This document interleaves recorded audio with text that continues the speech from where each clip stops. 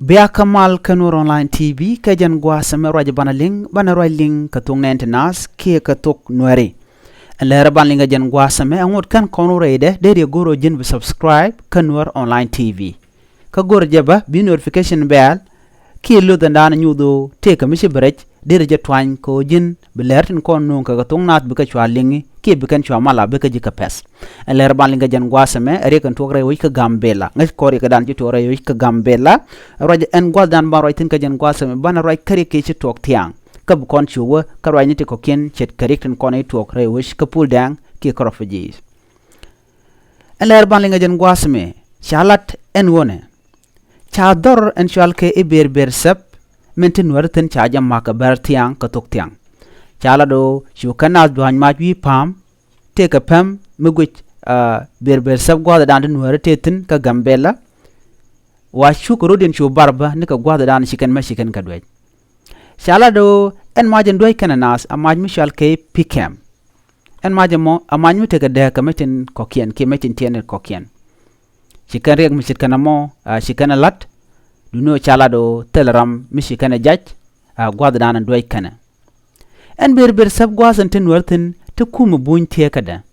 ka ngoda ba la kan wari wiya doñ maitin ka telam bu kuma jalar en mo ngoda ba gay na ski tech mi de tech angu mila kan jen wan kuma ka bu na do doñ mai chalat bano awang lo ay kaka ka jen tuk tiang ma ba jen gwa samo gwa da gen we cheng we ka mukonya awa ba shwa ka nyog len nen ba ka jab gwa da tik niulan shu ka ben ko de kan war de kan ka benak ba mishika chuban gwa samo shwa ka shunen ka shu ka rodien chubar kan laban kan ka kwal dung dien yot kan bar shu ko robar duno tele raj midin ma chala longo mitte ka metti che cha gwa ke kan mai gwa duno chala ra shika ben ka shu ko rodien chubar man cha kanen ko minanga an kuro togre wish pool dang ngodetin ko kan bar dial gwa ken dial shika ben ko bikan war benak kan dial agenda nan tegatin telam do dien mo gor kono de kan ware de kan kabat rewi ka gambela ko shol kan wari ka refugee shol kan wari o mai kan monat bang ka karaj me de kula yapinyo te nuwar ti mun ci kana mach kana kon lat kan barjal kan kamati dite long kama jeto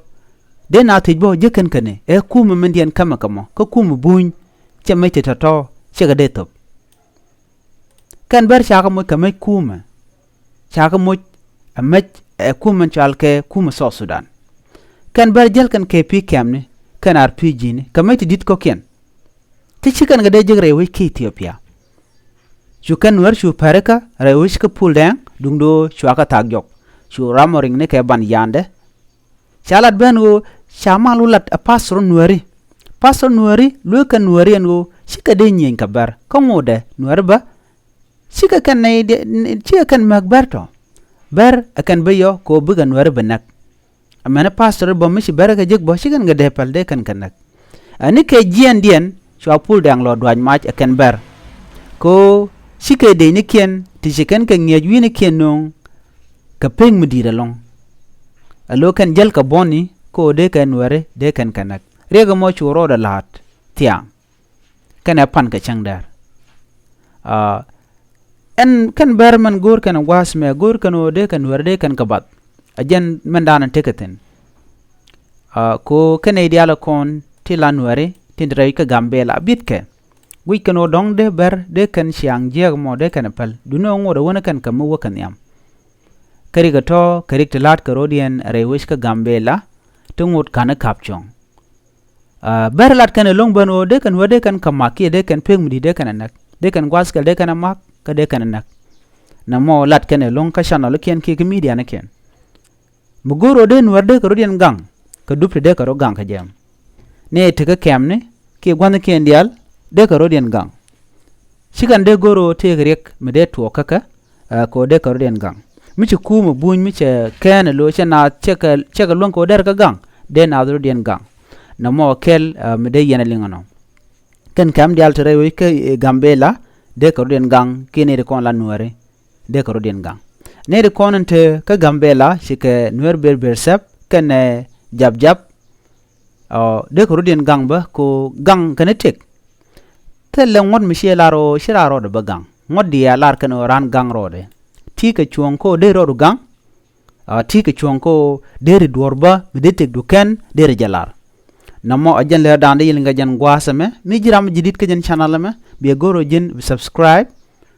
ko jin bi roante ko kente banung ka kui gambel bi ka chwalinge ka kui mala ki ka kui koron kon lat ko rodien ki do ba den no de ko nyam go jamo rewish ka gambela bi ka linka jan gwasame nuer no kana mal tel do dien mu gor kana mal dugno tikan ka chuong ko mana ka lora bang chit ke me sha kanak ka wantoa kanak ne maneken kan nya maneken reilwakos